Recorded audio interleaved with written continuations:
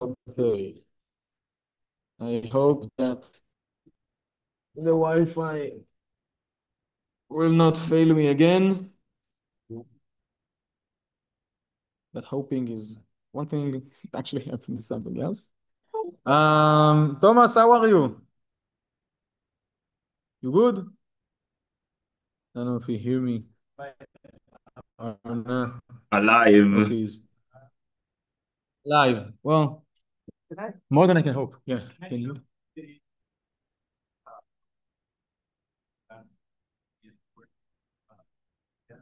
Right now or can in a break? I can break. Answer, of course. Okay. So we little reminder.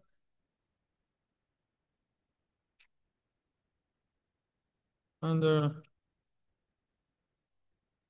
let A be some matrix.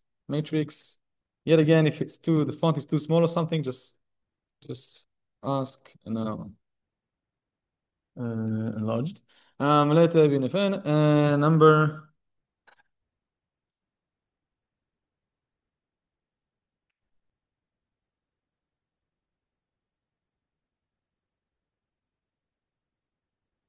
in F is called an eigenvalue of A if there is a non-zero V in Fn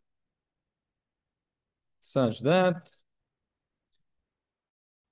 A V is lambda V. V is called an eigenvector.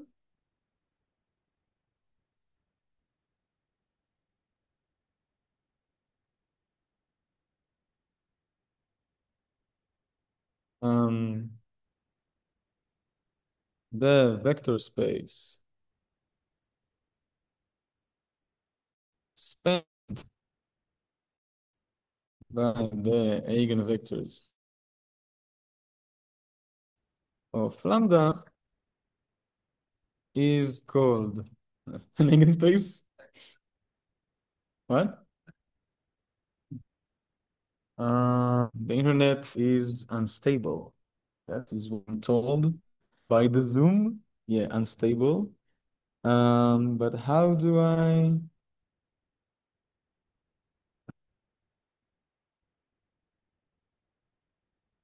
don't know why isn't it working? Let's see if I can continue. Okay. The space expanded by the eigenvectors of lambda is called the eigenspace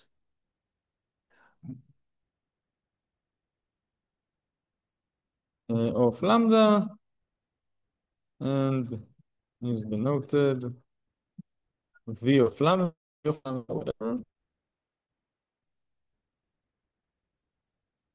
On the other hand, we defined the non-diagonalizable matrix. Want to review what is that as well.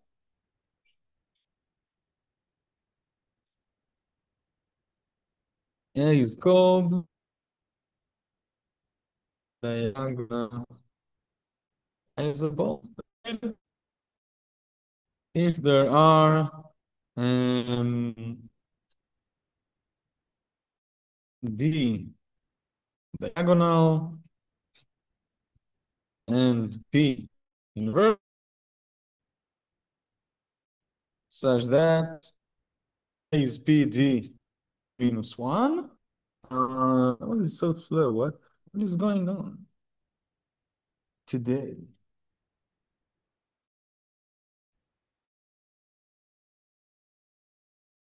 That's what I'm doing.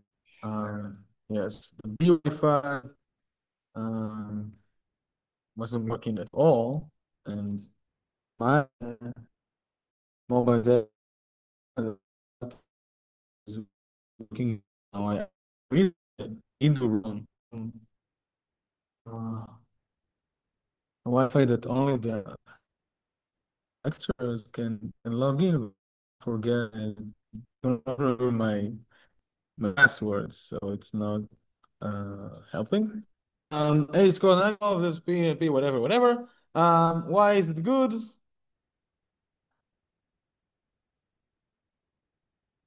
So, example we mentioned before.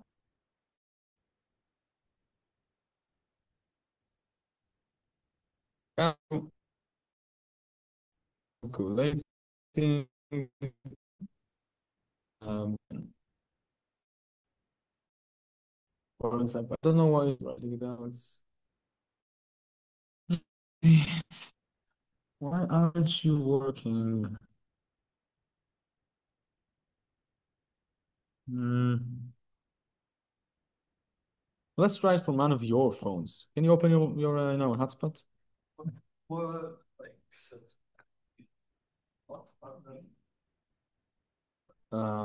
I think it's Celcom. My mobile phone. Celcom should work fine. I know, but I don't know. It is not working fine. So there's big delay,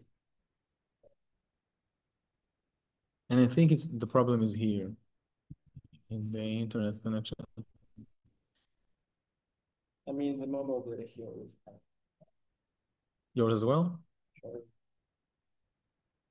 Should no, no, to connect my computer to your phone. Oh yeah, you can do that through the cable. Ah, okay. I did. So,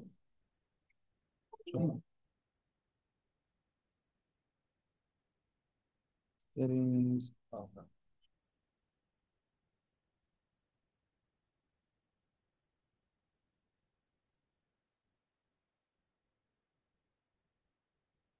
What is this thing? Yes.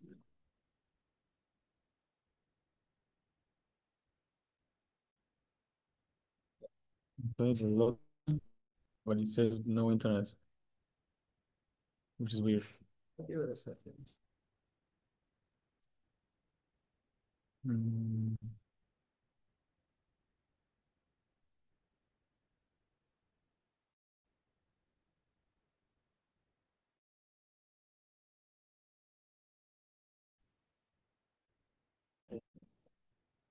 okay.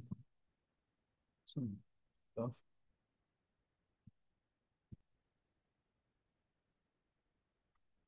Uh,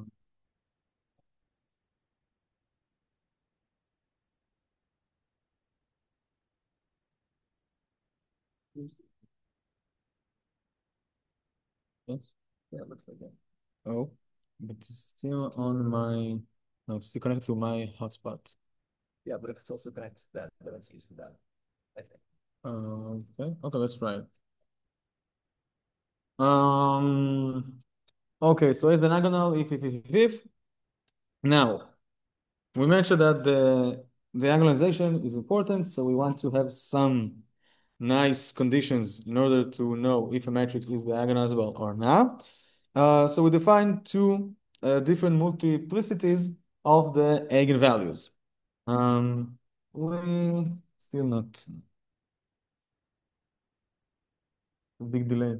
We defined the algebraic multiplicity and the geometric multiplicity of an eigenvalue. Now, the algebraic multiplicity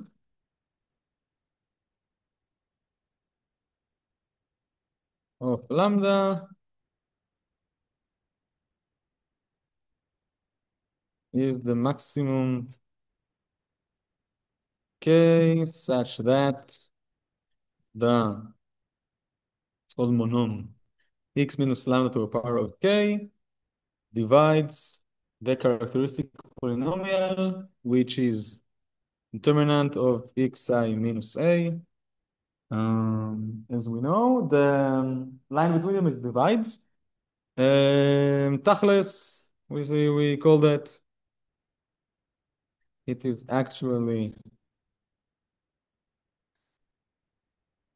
the degree of x minus lambda to the power in the characteristic polynomial.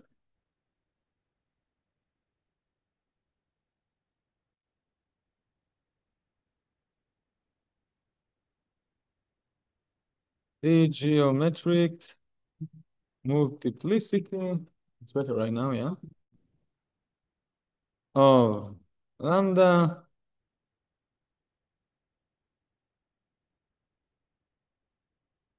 is the dimension of V lambda. Well, as we mentioned, it is actually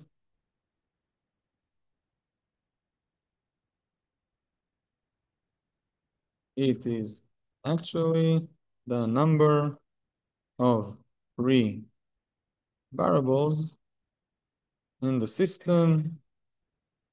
AV is lambda V. Okay.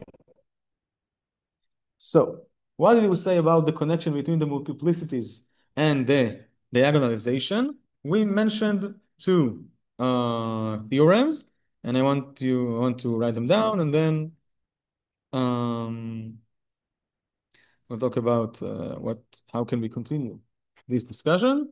Now, but still a reminder.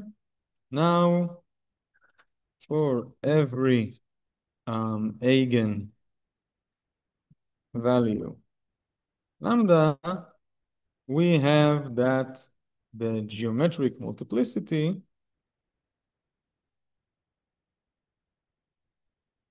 is smaller or equal.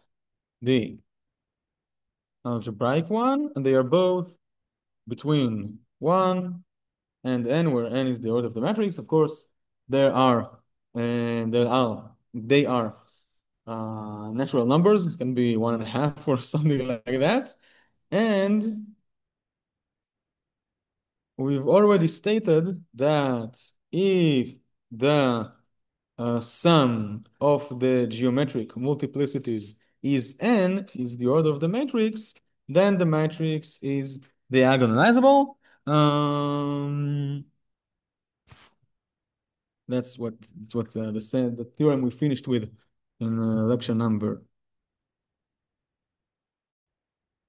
4. So finally, that's how you write finally, we showed that A is diagonalizable if and only if the sum of the geometric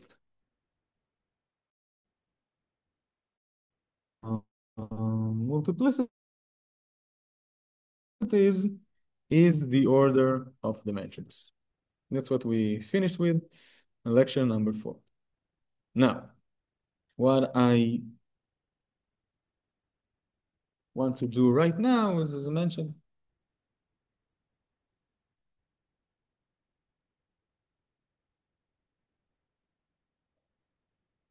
continue this discussion and show you one or two. Let's roll and see. Theorems, propositions, the same kind, stating something about the multiplicities and then about the diagonalization of the matrix. So we continue. That's how you write continue with similar propositions. So first of all, now it's something new. We didn't see it last week.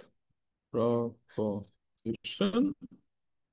Let A be a matrix, etc., etc. It's a new life, it's a new day. So let A be a matrix again.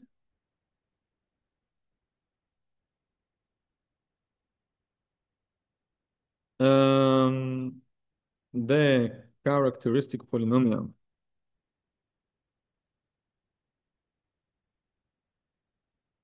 no, where's the C? It's here. Yeah. Characteristic polynomial P of A, which is xi minus A, as we know, can be written as multiplication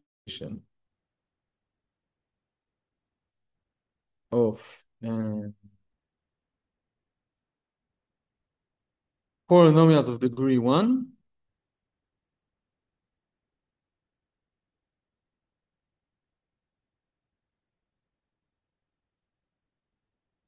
linear polynomials if and only if the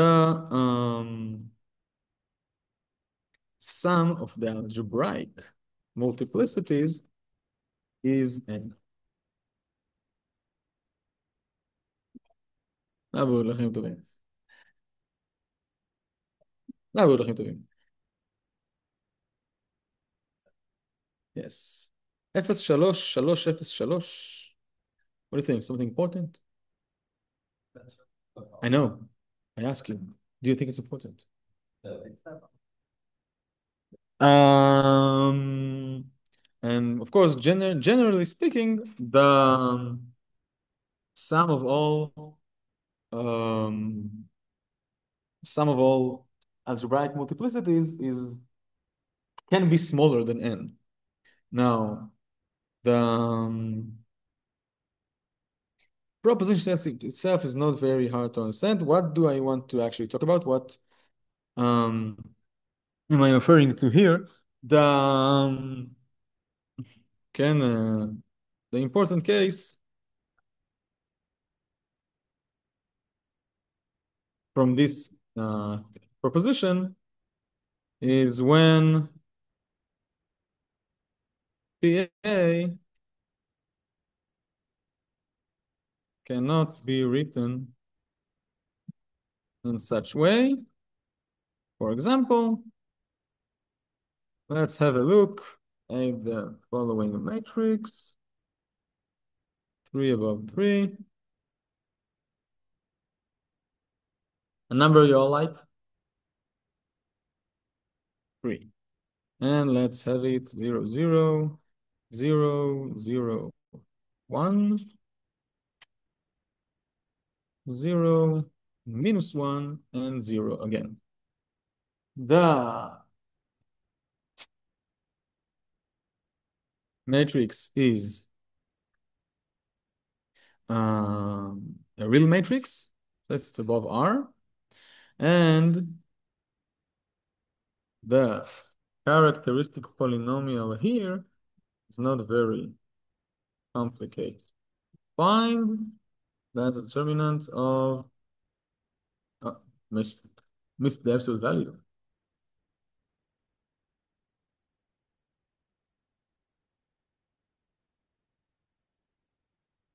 Determinant of x means 3, 0, 0, 0, x means 0, means 1,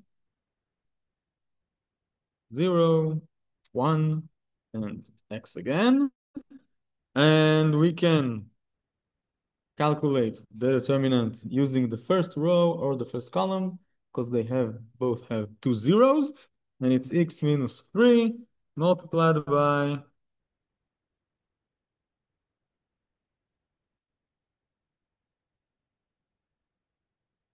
x minus 1, 1, and x. And it is x minus 3, x squared minus 1 multiplied by -1, which is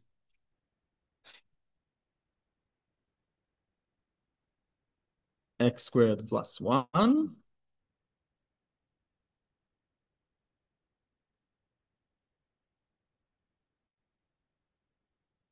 On one hand,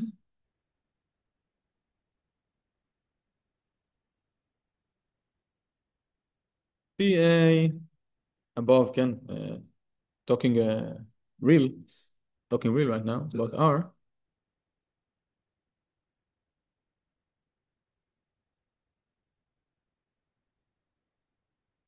Cannot be written as a multiplication of linear polynomials, and x squared plus 1 is irreducible. On the other hand,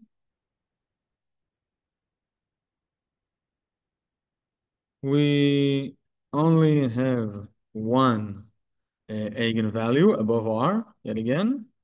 It is 3, root of the the only root, both are, of the characteristic polynomial with algebraic multiplicity of 1. Again, the algebraic multiplicity is the power of x minus lambda in the characteristic polynomial. And indeed, the sum of algebraic multiplicities, which is 1 here, is not the order of the matrix, which is 3. I'll mention in a different color. What do we want today? Gray. Can you see the gray? Can you see my gray reading? Where is my gray? Where are you, gray?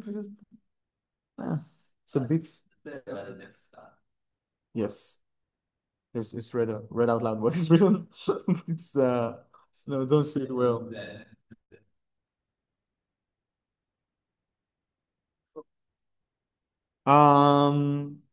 If we look at C, the complex numbers, yeah, then we have 3 eigenvalues, 3 and plus minus I, and it's something different. Each and one of them has algebraic multiplicity and so geometric multiplicity 1. So in this case, when you talk complex numbers, the matrix is actually diagonalizable. But I'll show you the next theorem and last theorem of such kind, and I think I want to prove this theorem, even though we lost a lot of time for technical problems as usual. No, it's something that per exercise given to us.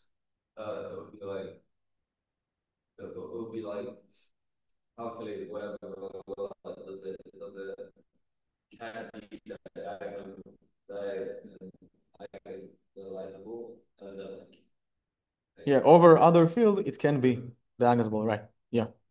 Now, most of the theorems I phrase with a general field F. Actually, when it comes to the exercises, etc., it's or the real numbers or the complex. That's where we do linear algebra.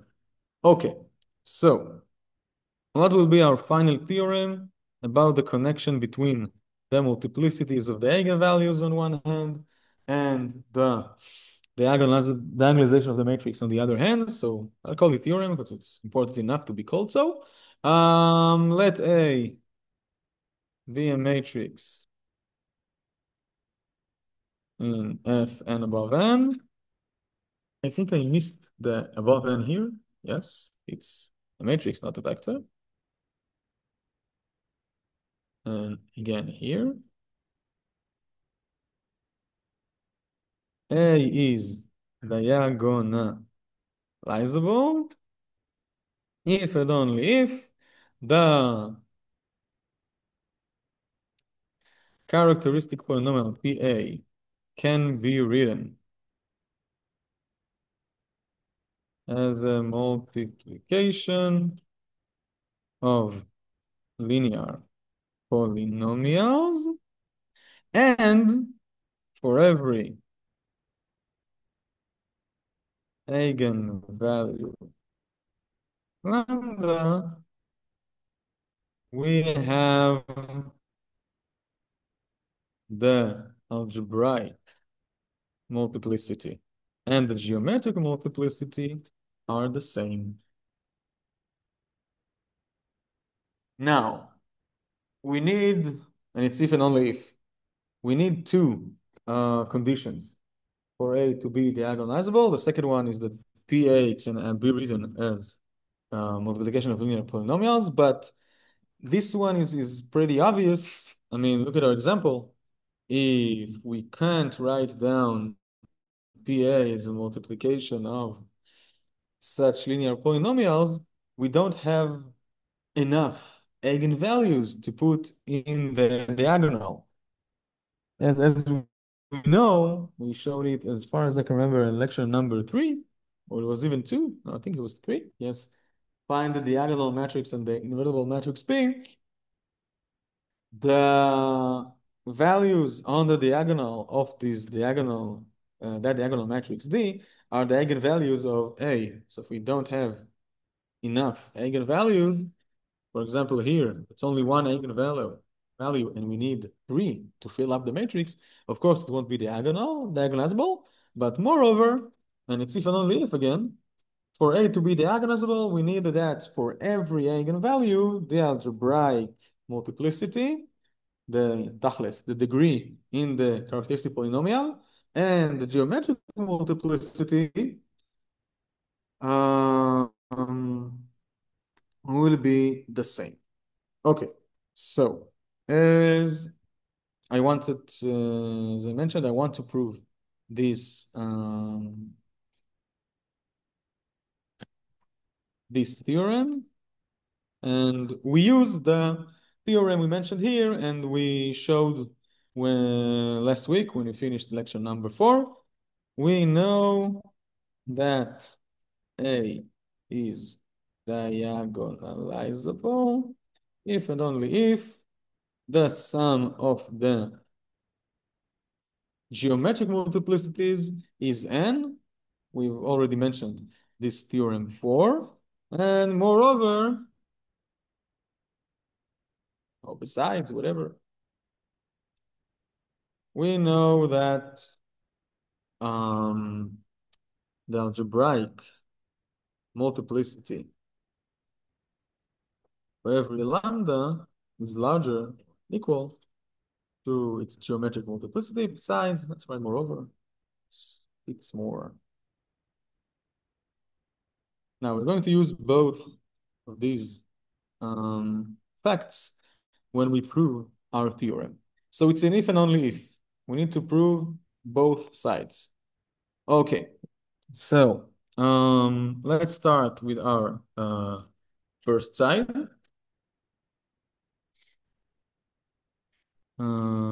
We start with, let's get down, sit. Good.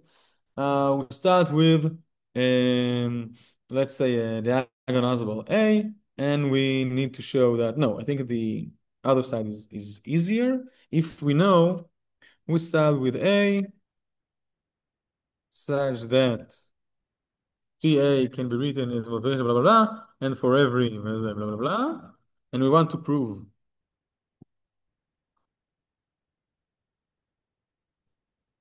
that A is diagonalizable.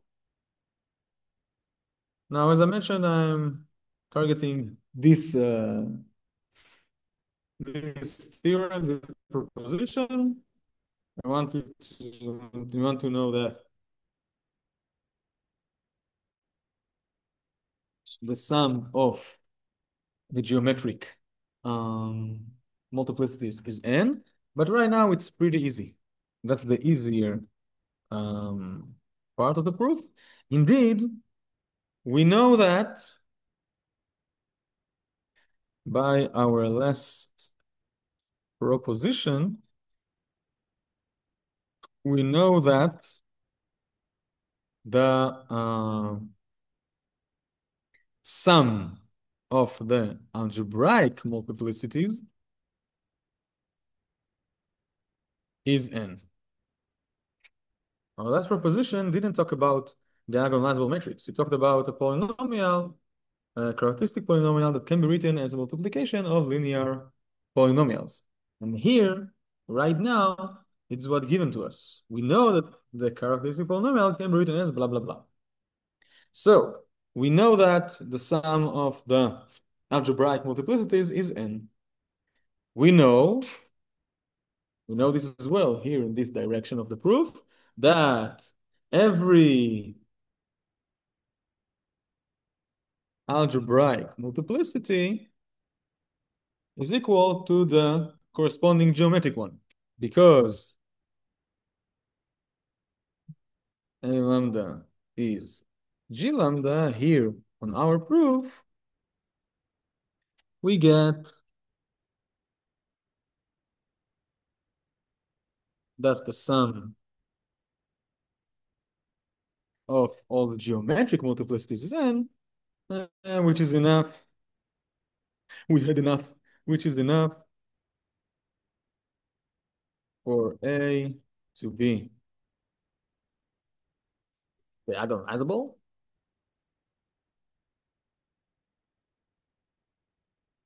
I think that's what Harry Potter says when he tries to go from the Weasley's house to Diagon Valley, right? Say diagonalizable, and he ends up in the bed alley.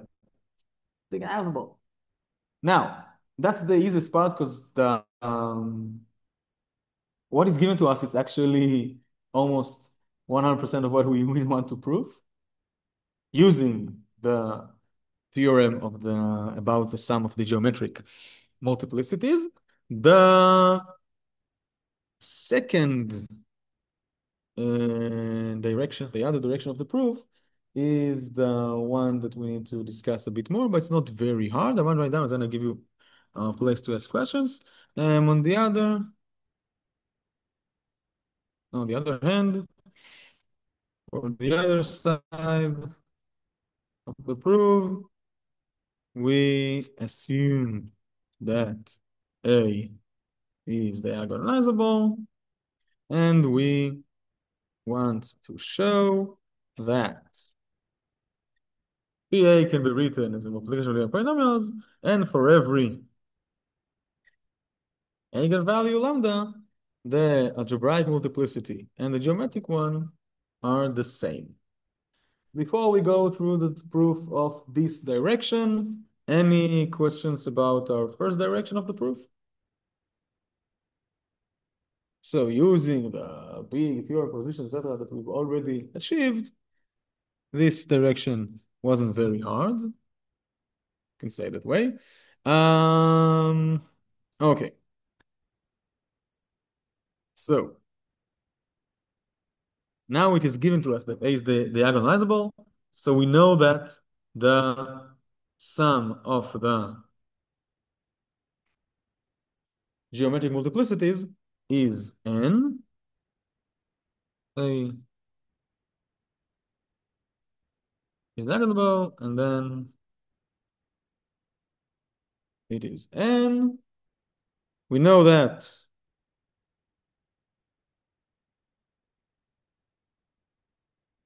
the sum for every lambda, the algebraic multiplicity is larger than the geometric multiplicity. It will be written shortly on the board. So now,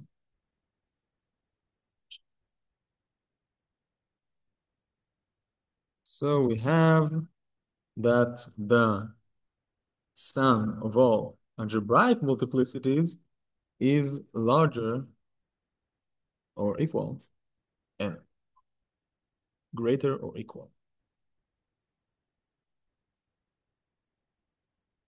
When it's G, it is n. A is greater than G, so it is A, it is greater than n. And on the other hand,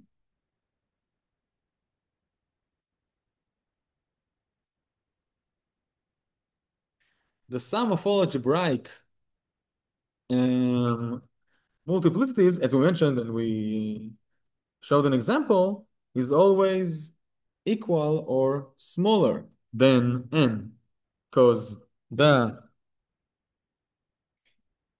sum of all algebraic multiplicities is the sum of the degrees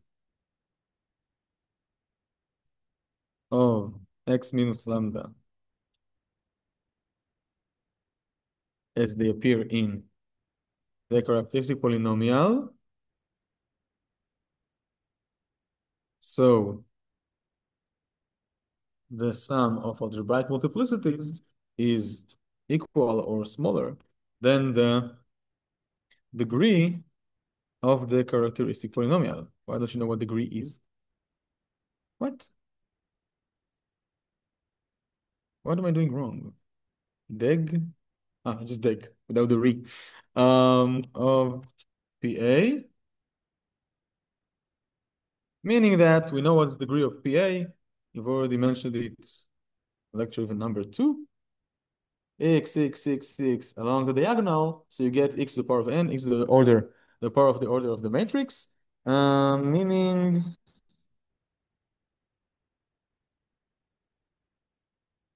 the sum of the algebraic multiplicities is smaller or equal n, and we can conclude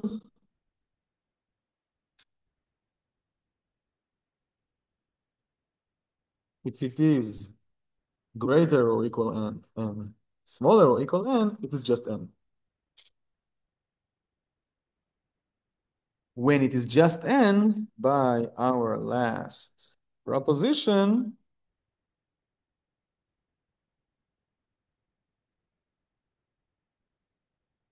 we know that PA can be written as multiplication of linear polynomials. Polynomials. I missed the S here and probably missed her in some other places. It's linear polynomials. Wasn't a proposition as well? No, it was polynomials. Okay. So I go up to the proposition. The characteristic polynomial can be written as such multiplication if and only if it is the sum of algebraic multiplicities is n. So right now, on this side of the proof, we know that on one hand, the sum of algebraic multiplicity is greater or equal n. On the other hand, it's smaller or equal n, so it is n. By proposition means that PA can be written as multiplication, blah, blah, blah. We'll down there shortly. Don't know what happened today with the internet connections. Everything that can go wrong goes wrong. Yeah, slow down and yeah, give up on the high paying job in the high techs.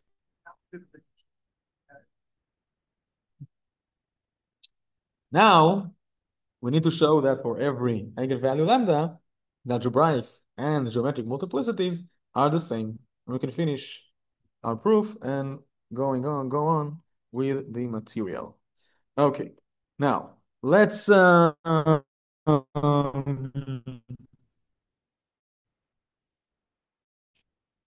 write down now. We denote our eigenvalues with, let's say, lambda 1 to lambda k or something.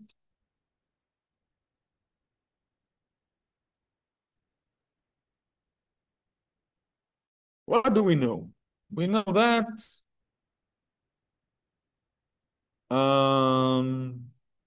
for every the sum of the algebraic multiplicities and the sum of the geometric multiplicities are both n.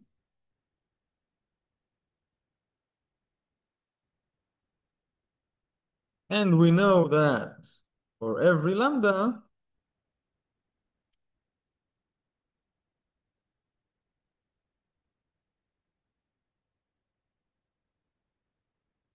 the algebraic multiplicity is greater or equal the geometric multiplicity, which will be shown shortly on the board.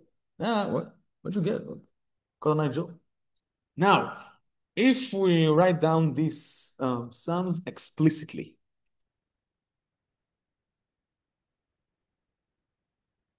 the difference between these two sums is 0. They're both n right now. Writing down this explicitly gives us a of lambda 1 plus a of lambda 2, and so on till a of lambda k. And we subtract the g of lambda 1, the g of lambda 2, and so on till g of lambda k. We can write these expression a bit differently. Instead of the sum minus sum, we can write it down as a lambda 1 minus g lambda 1, and the same for a lambda 2 and g lambda 2, and so on and so on.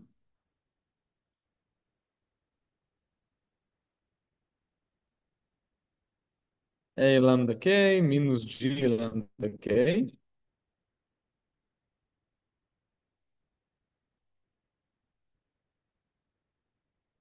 And what do we know about these expressions?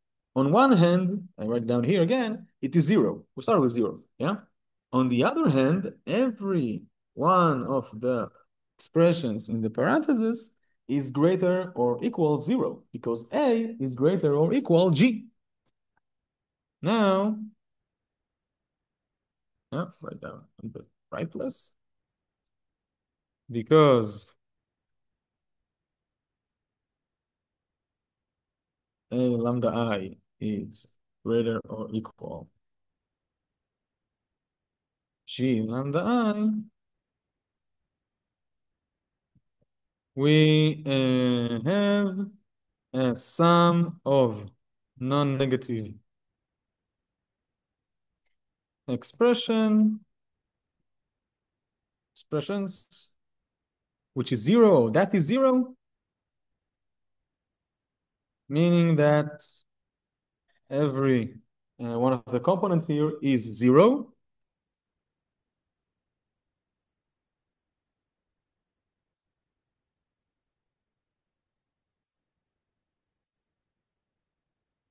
So A lambda I and G lambda I are the same for every eigenvalue as required.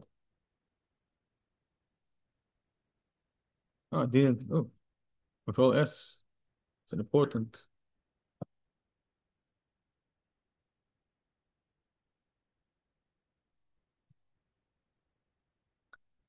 thing to type from time to time. Linear Tashatu. It's the year Tashatu right now. Linear Algebra 2, lecture number 5. Mambo number 5 is what he said. Elad. Okay. A little bit of linear algebra in my life.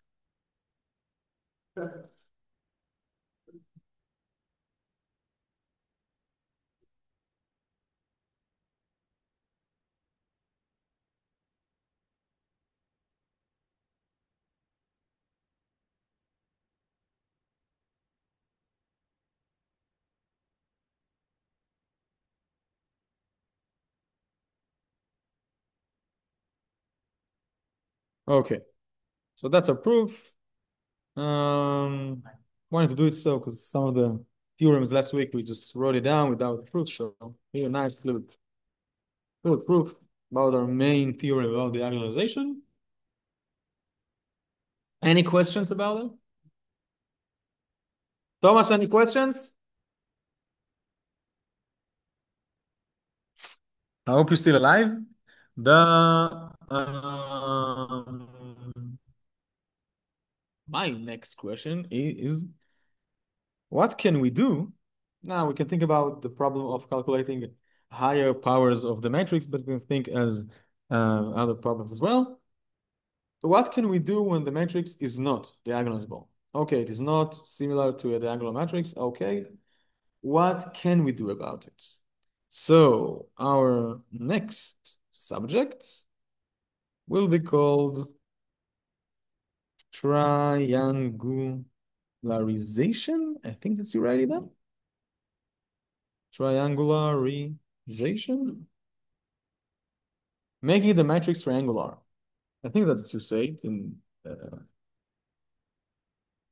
formal way as well. Triangularization. Yeah, it's probably that. Ah, it's called triangulation. No, but it's not. No, it's not triangulation. Triangle is something else, with GPS, if you know. If not, it's nothing. Triangularization. That's the right name. Yeah. Triangularization. So let the sunshine. Let A in F and N. A is called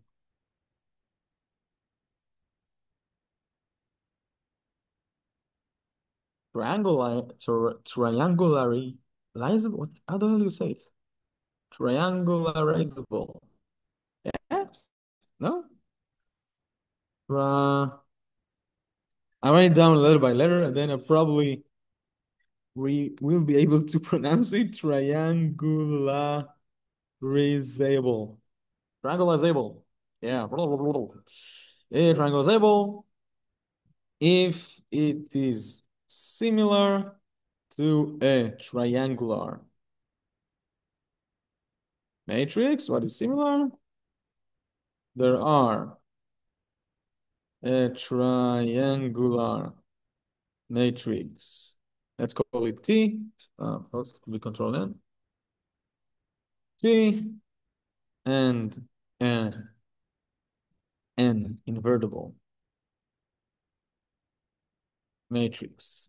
Okay. What?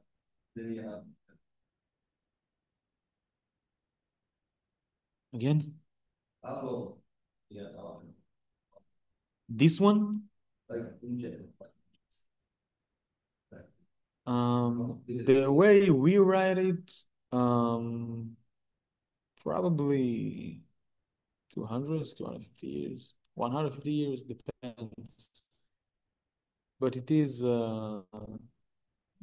not contemporary. It's not new. It is um unlike calculus, it doesn't have much names, yeah, like Cauchy, Lagrange, etc. So it's harder to trace it down. But let's, for example, write down Jordan. So someone will see along the semester Jordan form matrix. Don't look at my computer. I want to see who is Jordan and when did he live. Okay. So, and let's show my sense here. There are a triangular matrix T and an invertible matrix P such that A is PT P minus 1 because every diagonal matrix is triangular, every diagonalizable matrix is triangulizable using the same matrices. The other talk about it shortly. Matrices that are similar to a triangular matrix, but are not similar to a diagonal one because the conditions we mentioned before, it's if and only if for diagonalization, um, not do not happen. So let's look at the Jordan. Where is my Jordan? Let's just in Camille Jordan, that's his name. Of course, it's French. Stated the theorem. We show this theorem later on in our course in 80, 70. Yeah, 150 years, 156, 80 years. Um, so that's the time zone. 150 years, 200 years, something like that. Okay, so next question is, of course, as we mentioned about diagonalization, what condition should the matrix suffice in order to be triagonalizable? So for triagonalization, um, the condition is very simple, unlike the diagonalization with the algebraic is the geometric. It's simple here. Let's just further just have a note. I don't want to do it here. Maybe near. We'll do it is as a exercise on the practice or homework or something. Note A. I mean, a triangular, but I didn't mention, specify which triangular, upper or lower. It doesn't matter. A is similar to an upper triangular matrix if and only if A is similar to a lower triangular matrix. I don't want to prove it here. It's more of an exercise, multiplying by the right matrices from here and from there will get you the proof. Now, what do I want to say? That's a theorem. And I discussing with myself, do I want to prove it as we proved the first theorem, or where can we move on? Because we need some other aspects of, okay. The theorem is that let a matrix of F and N, A is triangularizable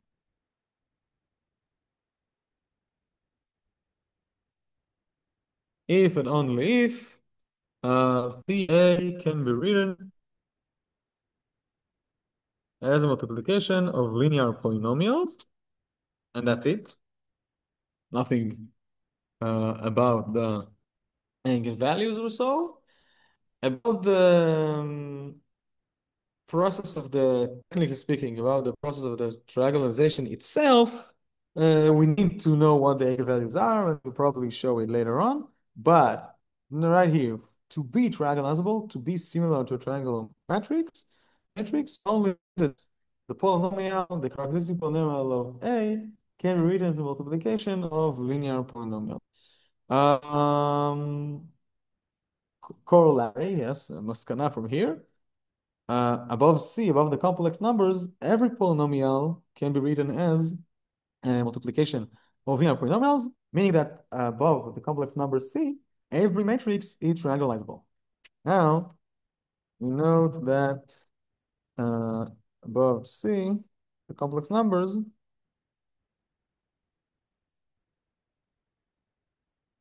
every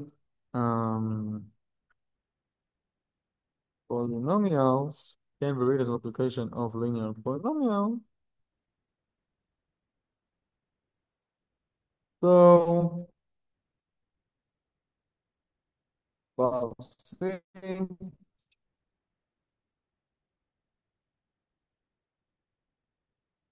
every matrix is triangularizable.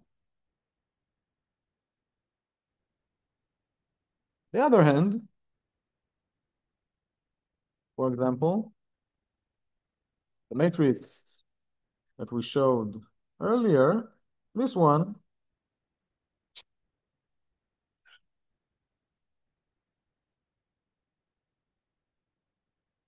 has characteristic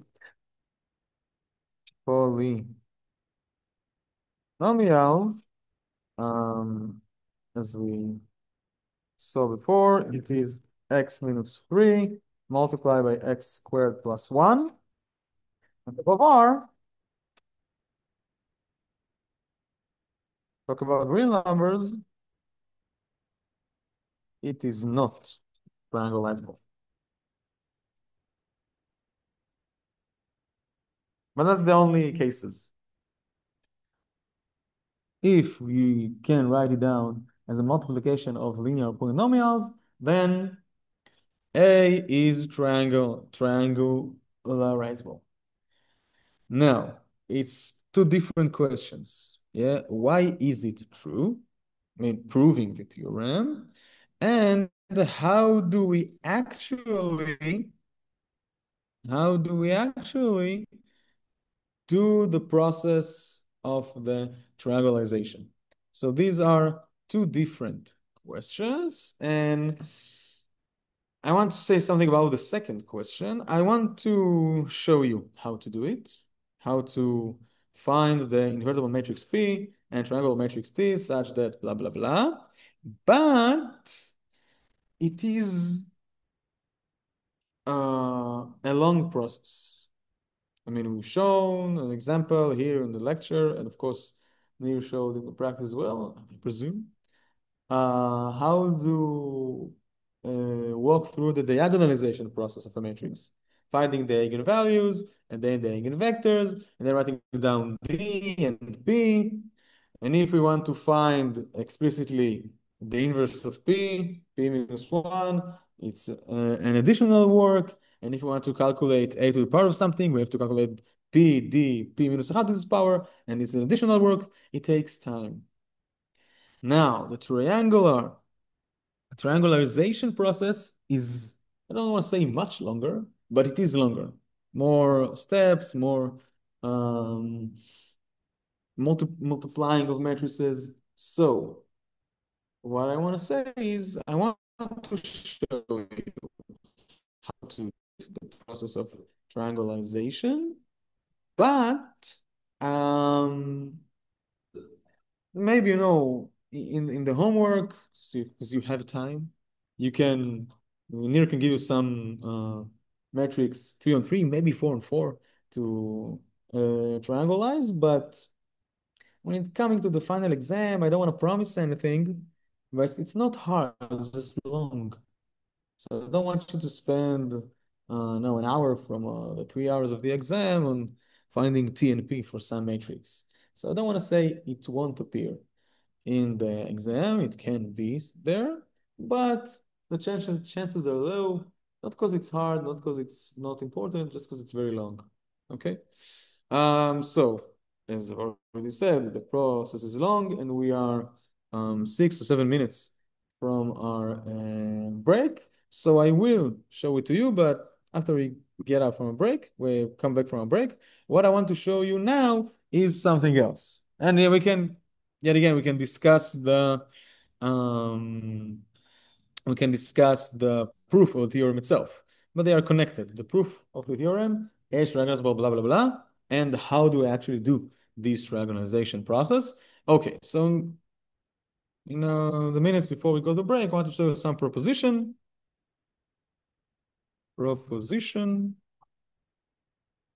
Let A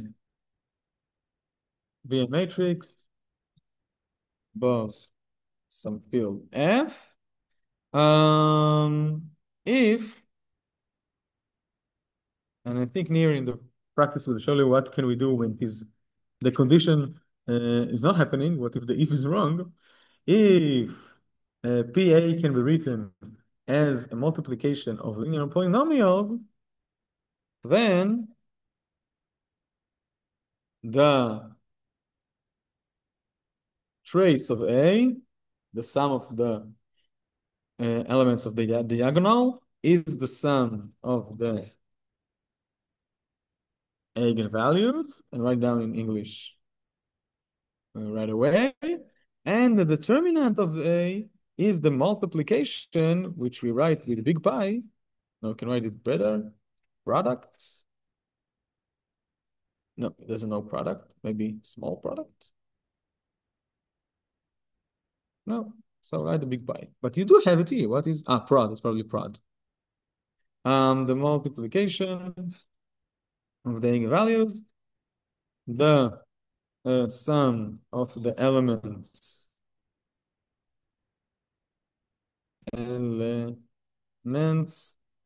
of the diagonal is the sum or equals the sum of the eigenvalues.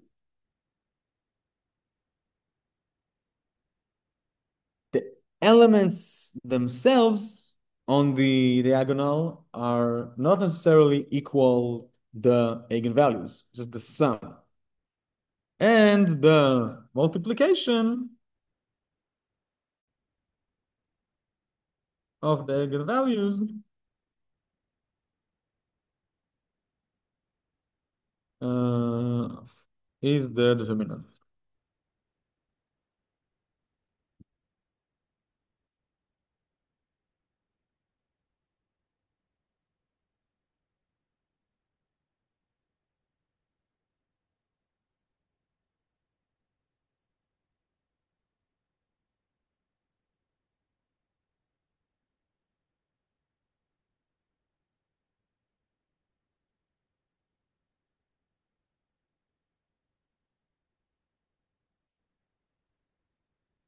Let's explain it. What? No, no, just this one simple condition. The characteristic polynomial can be written as multiplication of linear polynomials. And why is that enough? Let's explain it, then I think we can. Oh, no, what are you doing? No, no, no, what? Control S. Um, explanation. I can write proof if you want. Um,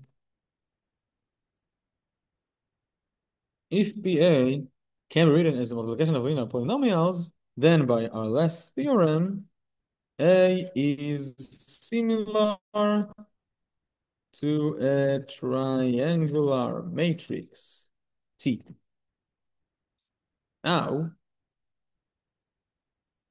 one hand, similar matrices have the same trace, sum of elements of diagonal, and the same determinant.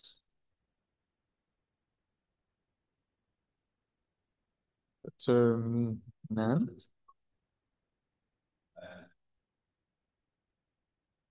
Yes, I mean, every triangulable matrix is, no, the other way around. Every diagonalizable matrix, which is similar to diagonal, is similar to triangular. Who is the triangular? The diagonal matrix. But it's not working the other way around.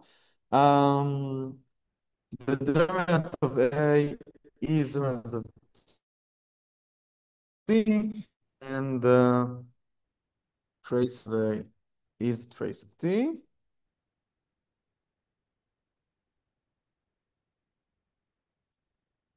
We mentioned it in lecture number was 3, I think, when we talked about the similarity of matrices. Some of the propositions that some of the properties that similar to matrices suffice them. Now, on the other hand,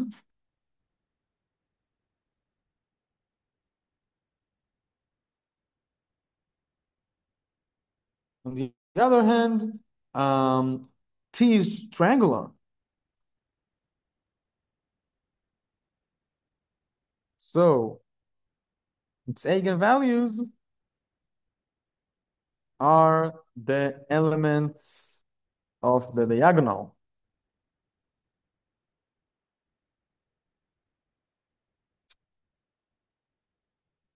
And the determinant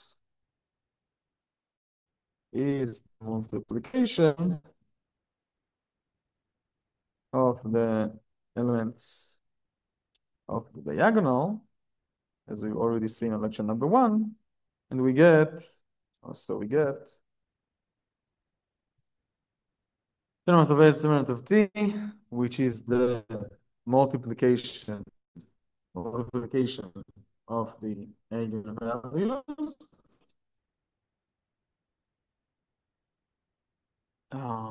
It's the multiplication of the elements of the diagonal of T. But because T is triangular, they are just the eigenvalues. And similarly, the trace of A, which is a trace of T, is the sum of the elements of the diagonal of T. But yet again, T is triangular, so the elements of the diagonal of T are just the eigenvalues. You get the sum of the eigenvalues.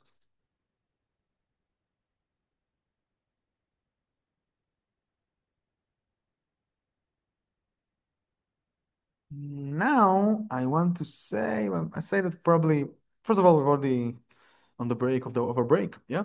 But I want to say something. Probably will near say it, so I think we must say I want to say it actually. That we can say that even though the characteristic polynomial cannot be written as a multiplication of linear polynomials, but maybe I'll show an example after we come back from our proposition and its explanation. So let's have a break, 15 minutes netto. So let's get back at 1 and 32 minutes. And well, as I mentioned, we discussed what happens when it is not uh, reducible. Let's continue.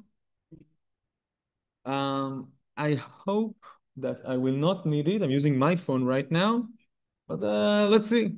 Let's roll. So as I mentioned before, I want to show you the technical process of how to find the triangular matrix, which is similar to A. And we will do an example, but we'll just, without all the calculations, just the matrix that we get. And yet again, homework or probably in homework, maybe in practice if Nir has time.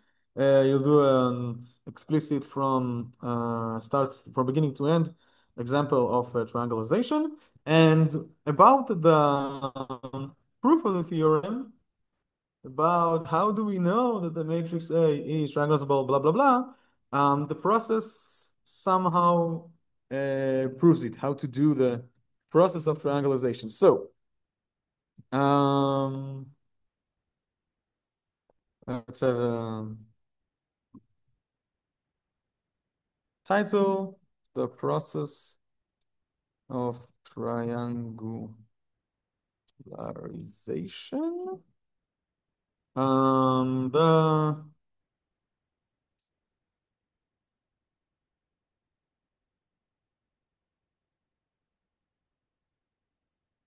technical process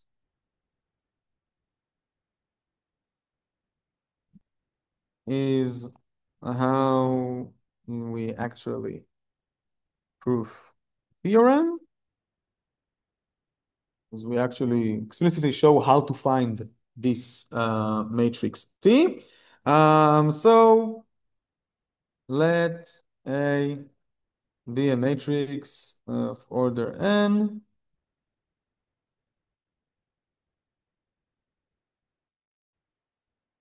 with A that can be written as a multiplication of linear polynomials.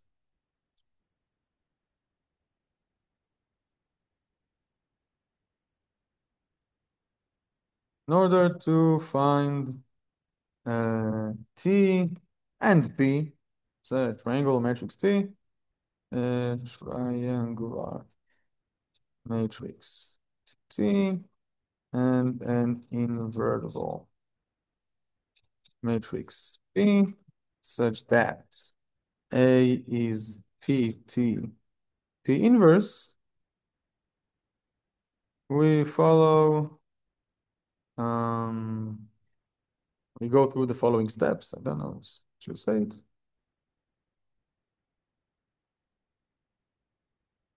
The following steps. So I'll write it down and then I'll have an example, but example in Hebrew say in Rashi Prakim. Without the calculations, just the matches we get through the way. We find the eigen values of A,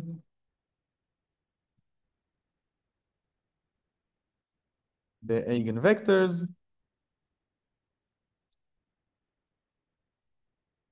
and we write down the bases for the eigen spaces. Now, we know we talked about it last week. If the basis of the eigenspaces, you look at the union of the basis of the eigenspaces, is a basis for the Fn itself, then A is not just triangularizable, it is diagonalizable. Now, what happened here if the union of these bases those bases, I don't know, said bases is a basis for Fn, we know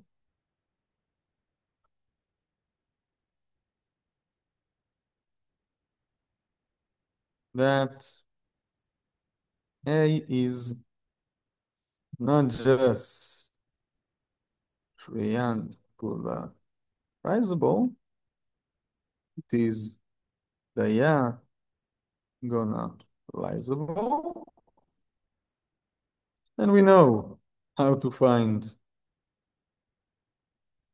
D and P, as I mentioned, lecture number 3.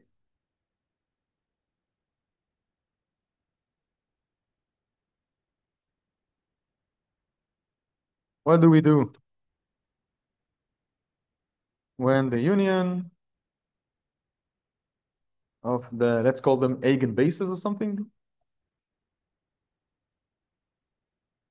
is not a basis for Fn?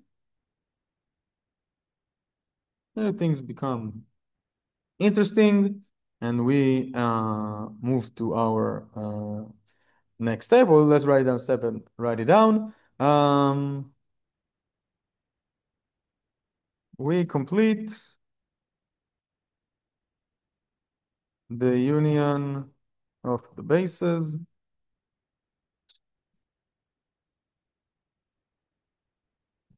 to a basis of Fn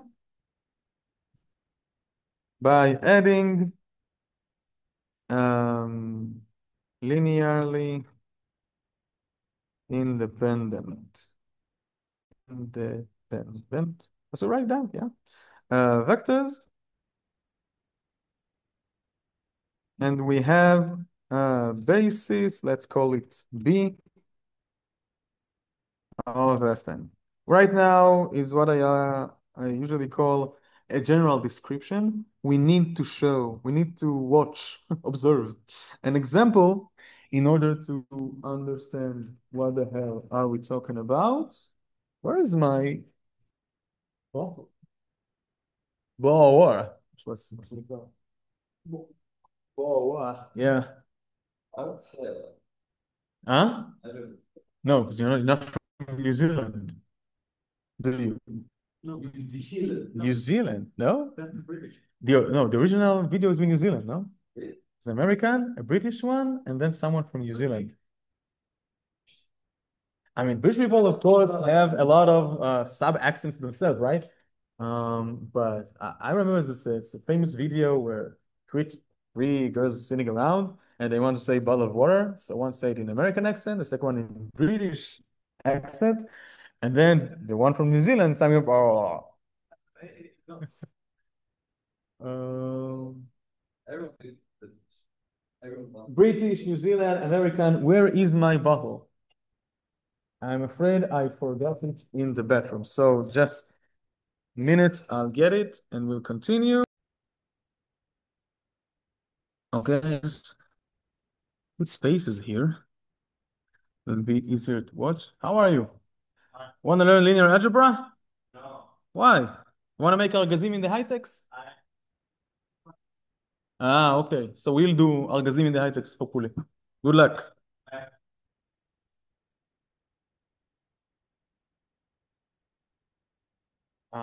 Yeah, but as I like to uh, point out, if you learn literature, for example, you are not an author. You won't become J.K. Rowling, probably. Yeah? It's the same with economics. I mean, most of the billionaires are, roaming around Earth didn't study economics in university. I'm a mathematician because I studied mathematics. What did I study? What is my profession? They are corresponding to each other. Okay, so we have a basis B of F, right? As I mentioned, we will see an example and we'll uh, do it right away. But first of all, let's write the general description. Now we can use, we put the vectors of B as columns of a matrix. Let's call the matrix, I don't know, P. No, I don't want a P because I want to P define the letter. That's a Q. And we look at the matrix. Let's call it A1 or A tag. No, let's call it T tag or T1 is P using, no, write down as that. T1 is P minus 1, A and P. Okay, Q.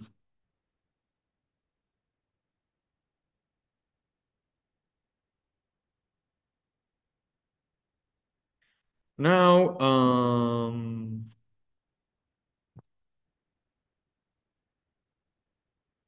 the fourth step, we denote the number of vectors in the union of the bases from level step 1 or step 2 with K, and we delete the first K rows and columns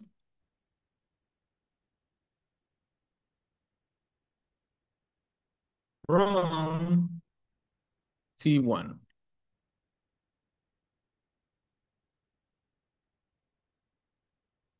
Now, we do the same steps over and over again on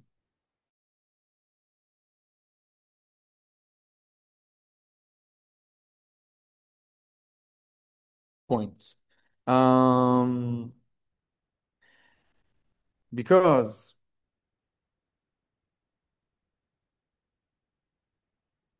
with every iteration, the order of the matrix is getting smaller and smaller, the process eventually comes to end. We watch it eventually, that's right. Eventually finish with one-on-one matrix, which is by definition a triangular one, a diagonal one. And then how do we calculate the matrix P itself? Now the matrices Q that we get along the process are of different orders. First of all, it's n, then it's smaller because it's only k, etc., etc. So in order to multiply them,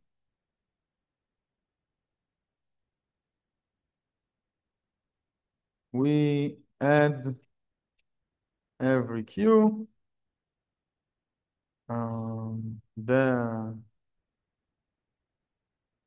we add every q. Just want to say add. Now we are creating a block matrices. Every q. So we add an identity matrix to every q. Finally, the matrix P is the multiplication of those matrices. Now, that's a very general, complicated description, I know, but let's have an example, and we'll see that it is long, as I mentioned before, it takes time. Cannot go over it. Nibro mentioned before, אתה לא יכול לסבן את זה. Cannot soap it down. But um, it is not, doesn't require much thinking.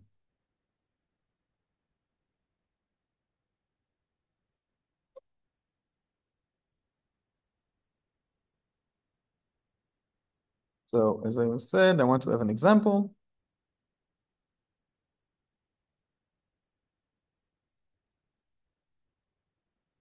We will show the steps without the calculations. And as in the diagonalization process, there are many ways to do it, not just one unique way.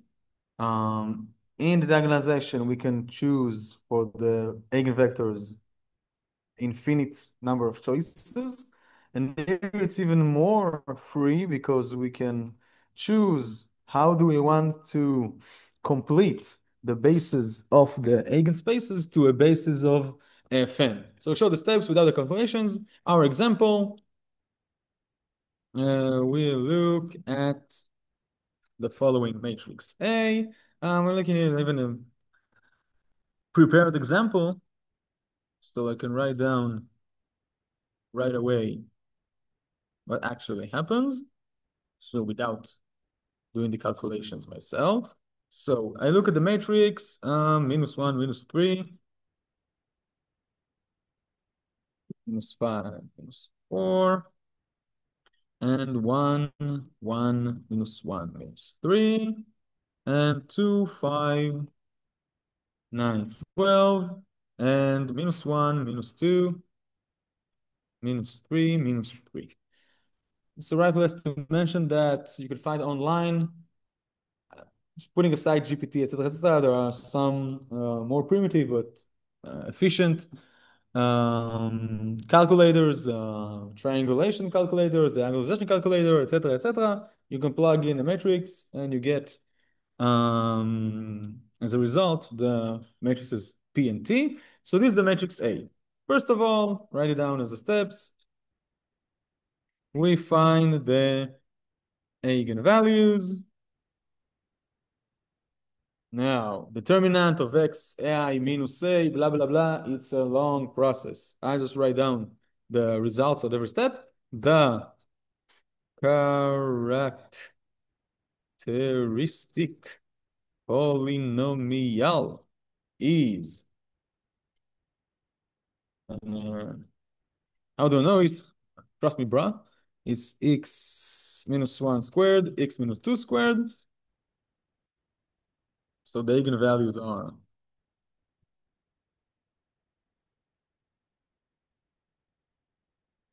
1 and 2. We find the eigenvectors.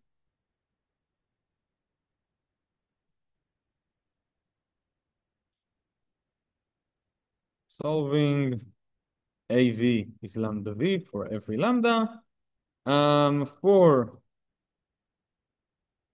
lambda is 1, we get that the eigenvectors are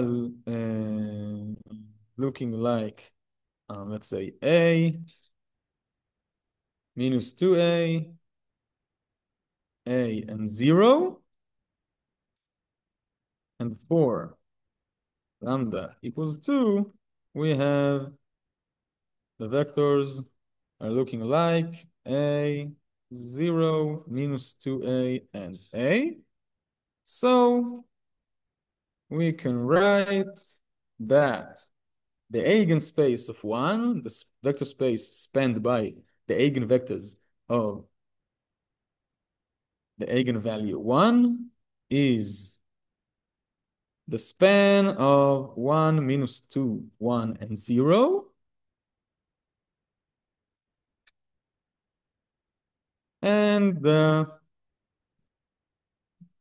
eigenspace of 2 is spanned by 1, 0, minus 2, and 1.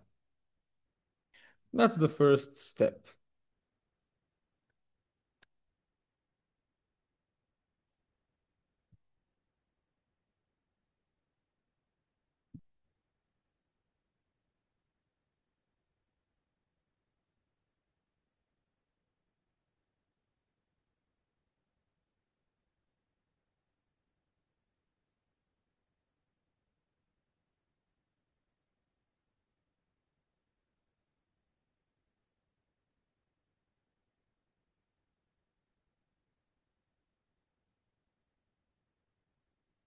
Now, what do we do in a second step?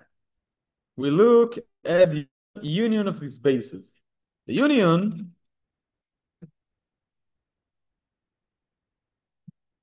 of the eigenbases, the bases of the eigen spaces is 1, minus 2, 1, and 0, and 1, 0, minus 2, and 1. It is not a base. It has k is 2 elements. And of course, it is not a base. Bases of F4. 4 here, it's the order of the matrix, of course. So we complete it.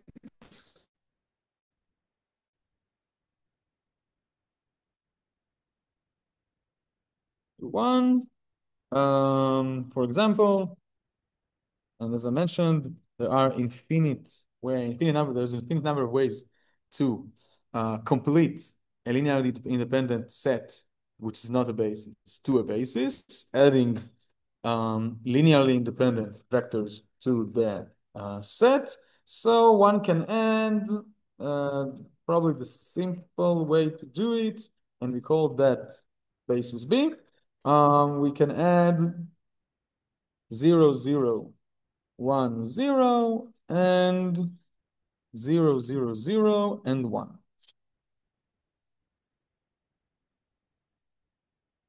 Now, technically speaking, if you have a set of linear dependent vectors, you can put them in matrix rows, and then for every column without pivot, for every column of free variable, you can add 1. Other elements of the row will be 0, and you've got a vector that is linearly independent to the others. So that's how you technically find these 1, 1, 0, 1, and 1, 1, 1, 0. And yet again, it's not the only way to do so. This is our second step, taking the union of these bases and complete it to a base. Now, what do we do at the third step? We look at a matrix which its columns are the vectors of B. Now we write, I called it Q there, right?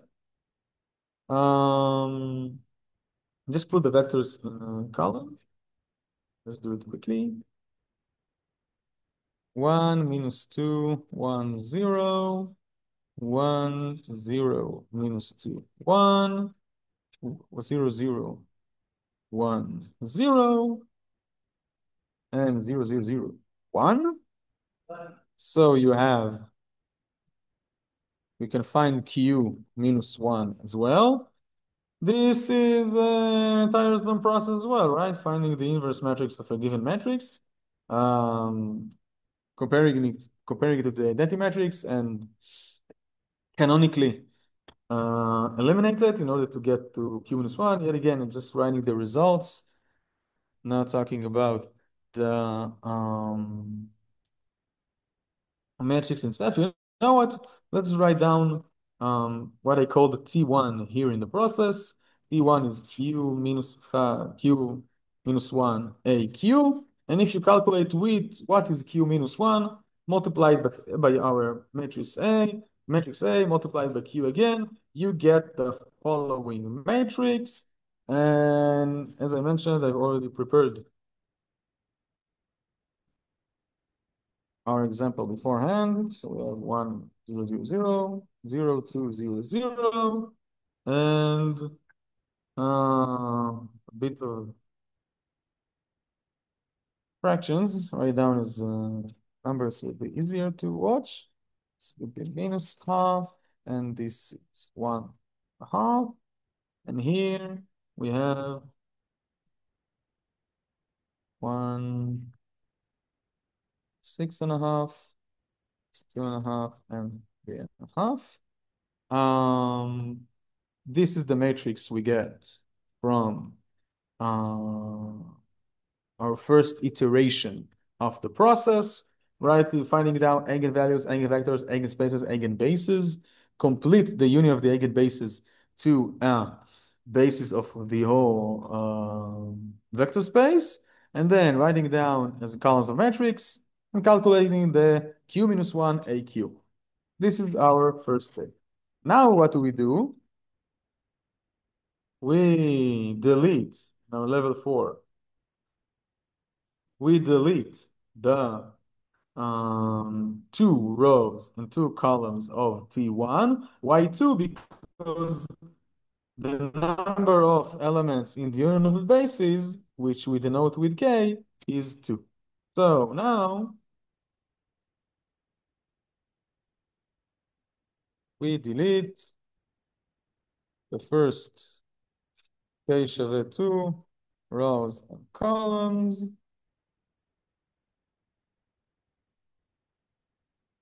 And we have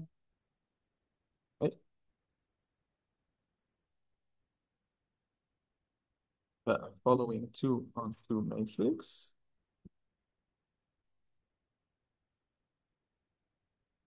Let's see if I can test it correctly. Ah, very nice.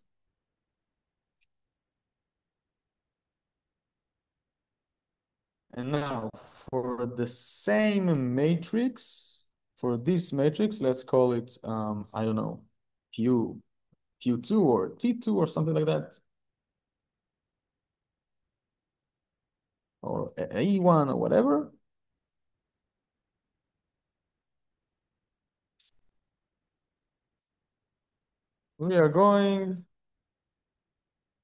We go through the same steps for T2. Here it's simple. It's only 2 on 2 matrix. We have that in this specific case, T2 is diagonalizable, and we have that if we multiply, let's call it P1 or Q1, okay? Q1 with T2 with Q1, Q1 is minus the power of minus 1, we get the diagonal matrix. Yes, find the eigenvalues, eigenvectors, but here for T2, we can stop here. As we mentioned, T2 is diagonalizable. We don't have to complete the base and etc., etc. We can write it down simply as the diagonal matrix that it is, which is by the example I've already prepared. Oh, I don't have any mistakes there. It's 2, 1, it's 2, 0, 0, 1. And now, how do we find the matrix itself? Now,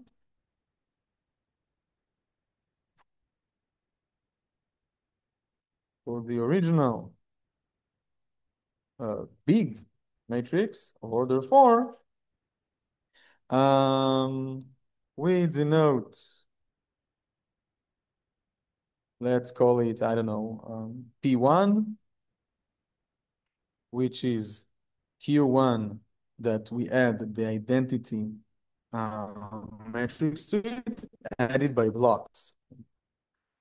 We add the in Hebrew it's called matriz blocking. In English, probably it's called block matrix. We get the following block matrix.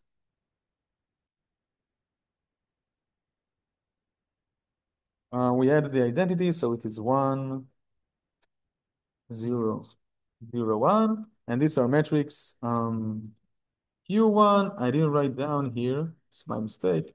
Who is Q1? I'll just write down the final example, but Q1 here,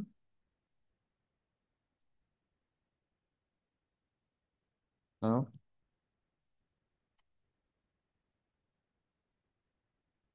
Q1 is the matrix of minus and No, it's 1, 1, minus 1,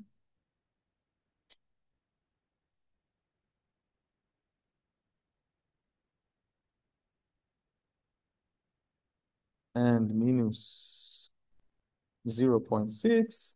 And the diagonal matrix here is what we've already written here. And then you get the following equation, the diagonalization.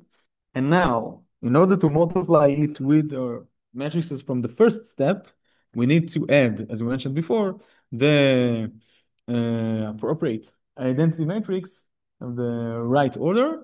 So it's a block matrix. Everything here is 0 on both sides.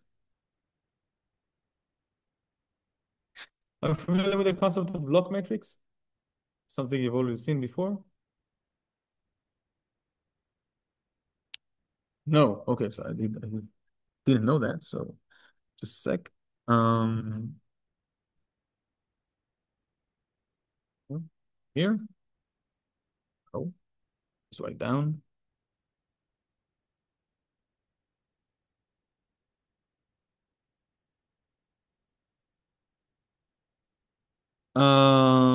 A block matrix is a matrix that is uh, some combination of the matrix combining her.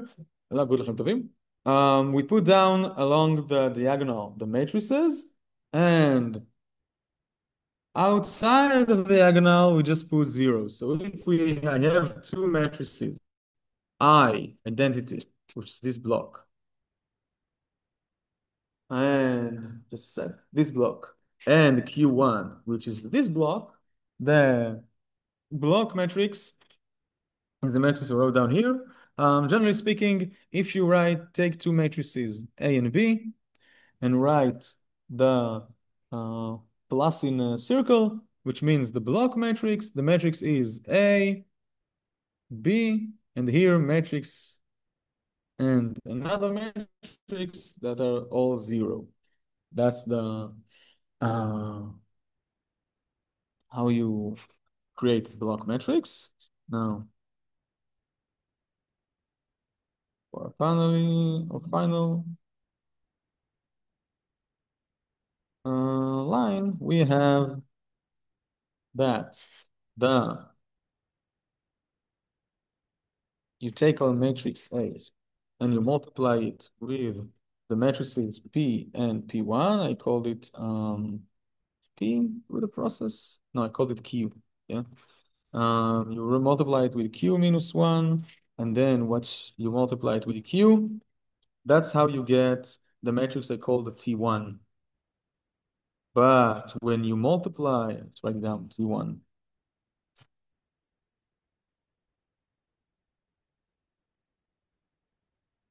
But now when you multiply T1, not with Q1 or Q1 mean the inverse, because they're just 2 and 2 matrices and not 4 and 4.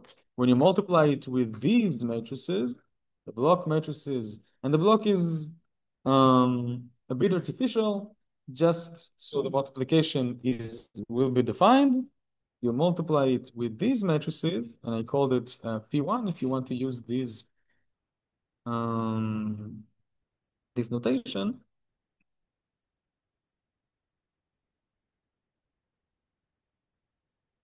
This matrix is going to be triangular. Just write the final answer for you. Yet again, without any calculations, which, as you seem to know, will be very long and exhausting.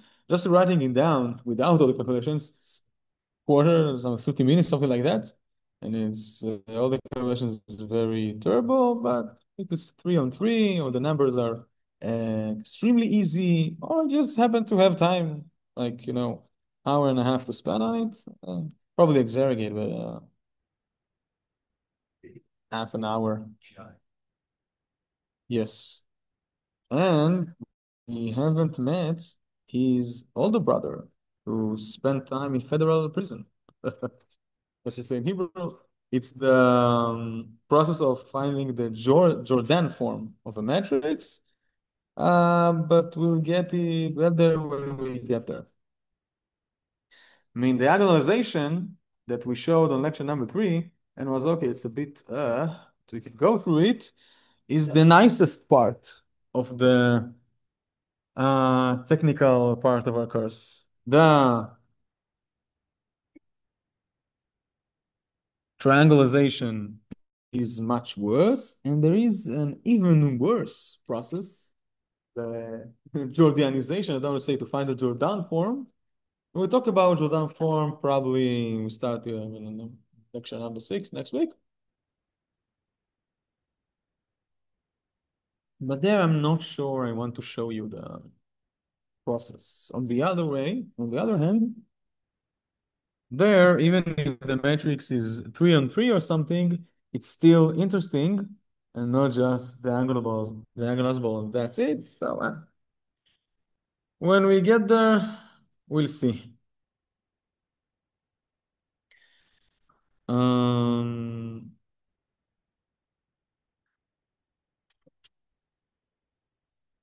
any questions about this exhausting process?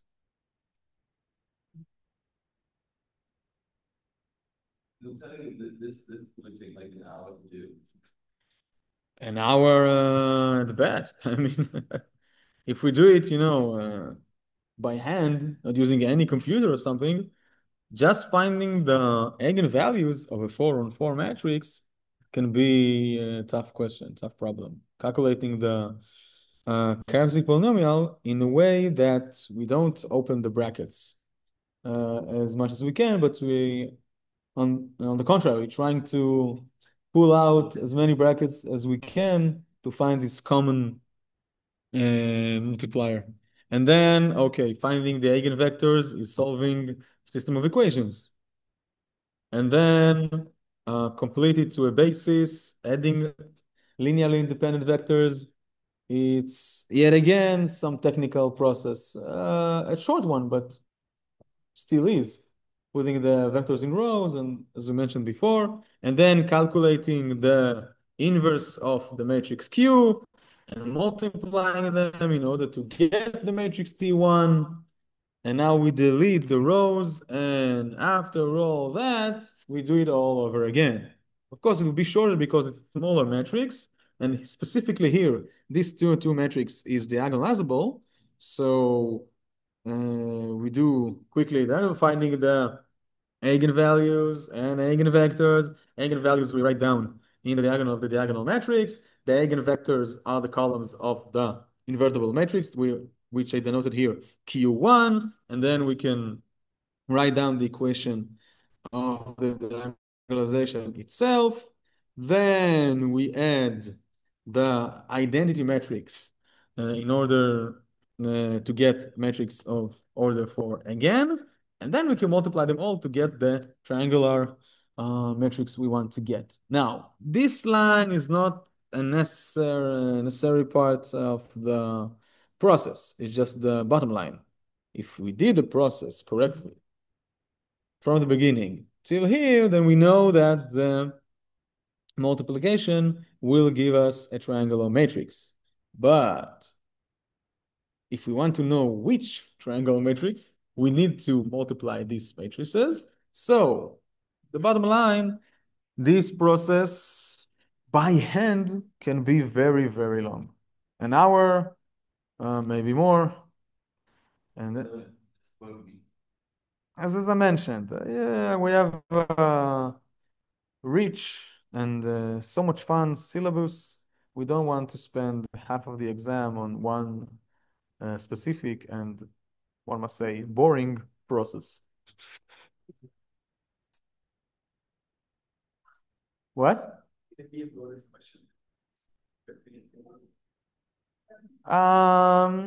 It's just so. I don't think, as again, I don't think you like put in the exam, yeah, but in homework, it's an important concept that every matrix is similar to a triangular one. Not every matrix is diagonalizable. which is sad. But we find, how do you say it? Condolences? When you are sorry about something? Condolences, yeah. So we can find some condolences in the triangularization process.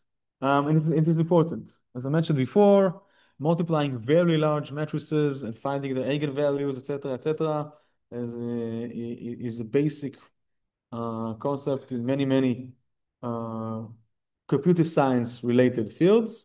And using the diagonal matrix, if you don't have one, the triangular matrix similar to A is very common. How do we find it? So by hand, it's a very exhausting process. But using a computer, using some online triangular matrix calculator, it can be pretty easy, of course. You know what? Let's do it together. Just a sec. Let's open the browser. And I'll wait. I'll share my screen with you.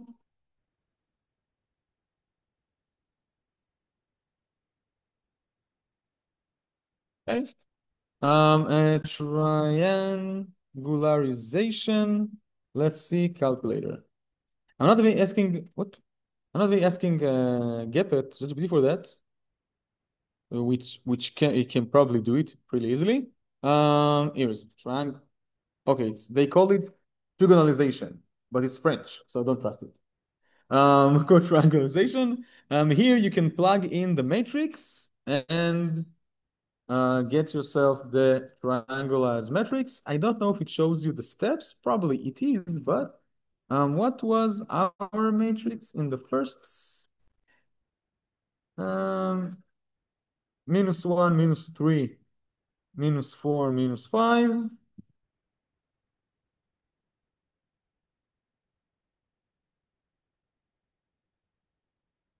Second line was 1, 1, -1, -3. Third row, 2, 5, 9, 12.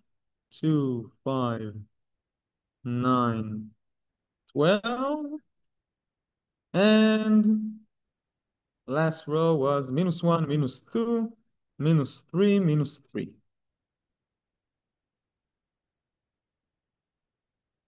Okay, let's go for it. Triangleize. Okay, just given us the final results, which is not what I wanted. I wanted some, use the, show the process itself. We can use GPT probably, right? Let's try it. Let's try it. GPT.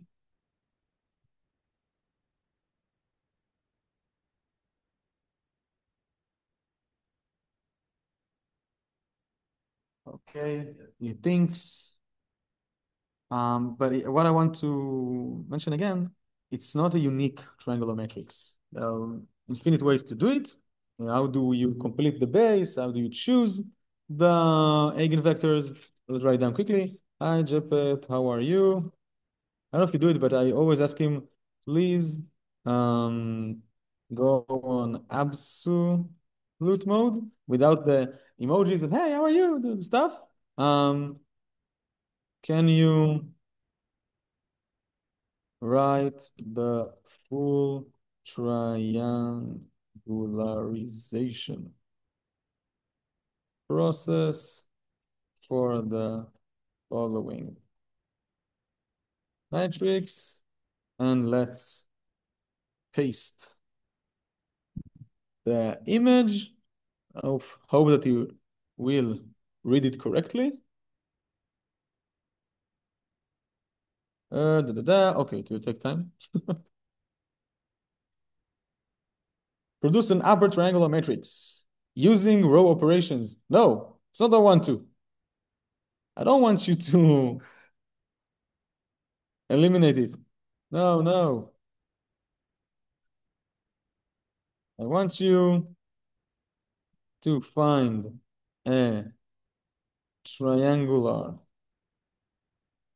matrix that is similar to my matrix and show me the full process with all the steps.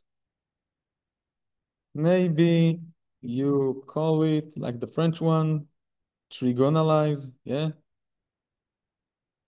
Trigonalization and not triangularization. Now let's see if he knows what I'm talking about. Huh? No, it's just recharging. It's just recharging. He'll be alive in no time. For calculus too. Understood. Yeah. Thanks, you understood me. The characteristic polynomials, we find it. Okay, we get some different values than I thought. Maybe I didn't copied it correctly, or where the example where I took it from is not wasn't correctly written. Yeah, but you trust me or GPT? You, but I trust some old math wiki page, so I don't know. Yeah. So, but you can watch your process here. It doesn't show the specifically, but whatever. No, his matrix A is diagonalizable.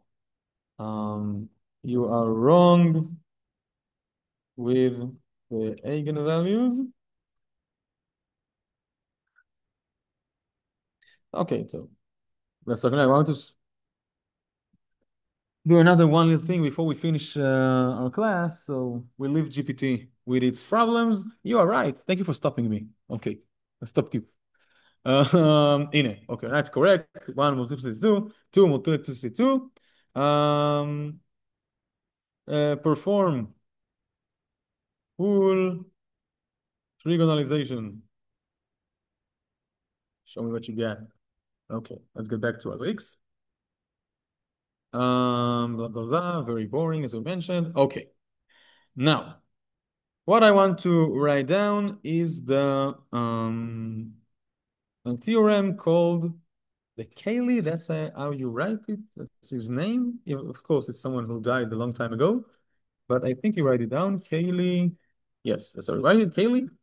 Cayley Hamilton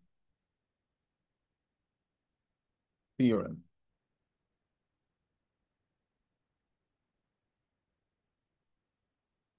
Of course, we just want to state it, and next week, if time allows, we'll prove it. Um, let A be a matrix,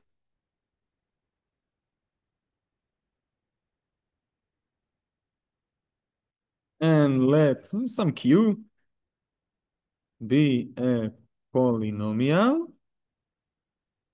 I'll write down explicitly. Q is an x to the power of n plus an minus 1 x to the power of n minus 1, etc., etc.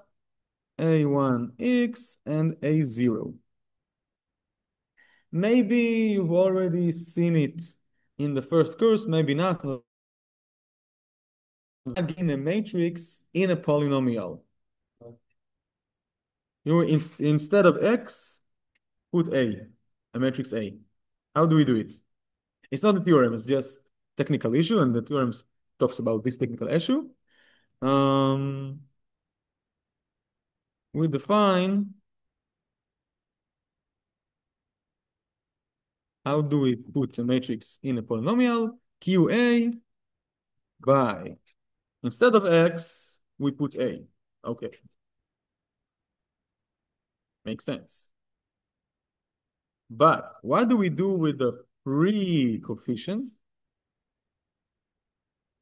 Of course, we multiply by that, so you've already seen it somewhere? Errors, proved very vaguely, but it wasn't like this. It was like you used it to prove like a differential equation. Differential equation. Yeah, it was like stuff like that. Ah, okay. Because you study computer science. The equations are out of the league. No, Are they? they're not so important, I think, for mathematicians, physicians, engineers. Yeah, no, computer science, it's a great uh, structure of mathematical knowledge. It's very important. But as computer science students, you don't have any course of differential equations. Mathematicians, engineers have at least two of them. So yeah, you multiply it by I, and that's how you get the polynomial of A. Now, what Cayley and Hamilton says. Now, for the theorem,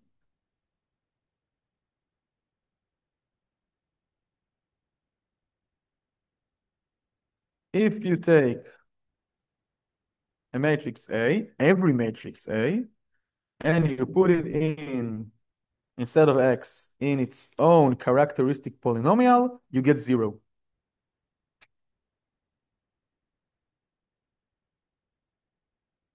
For every matrix A.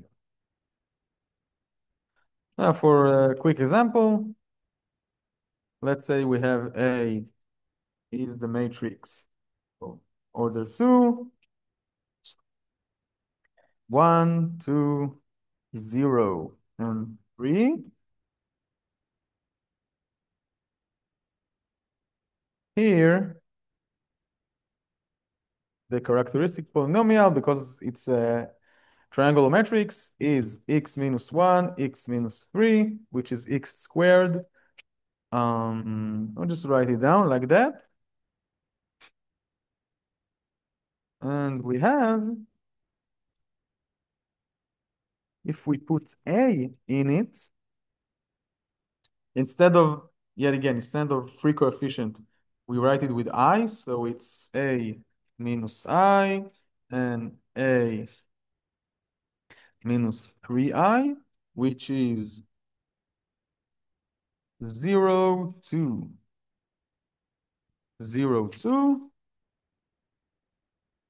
and A minus 3I is minus 2, 2, 0, and 0. If you actually multiply these matrices, you do get a matrix of all zeros. And of course, it's not that for this specific example. It is true no matter what. For every matrix A, you put it in its own characteristic polynomial, you get 0. Why is it true? And what do we get from here? To be continued. Um, okay. Um, any questions about what we did today? Questions about something else? Something we want to discuss? Oh, yeah. Well, I just all those. Not, I don't think we did something important while you were, I told you you were recharging. We try. Let's get back there and see how is he doing. Step one, compute eigenvectors. I think it's wrong here in the eigenvectors. But we can check it out. Then you construct a basis. Okay, but it is wrong, but it shows you how to do it. Generally, yeah, yeah. What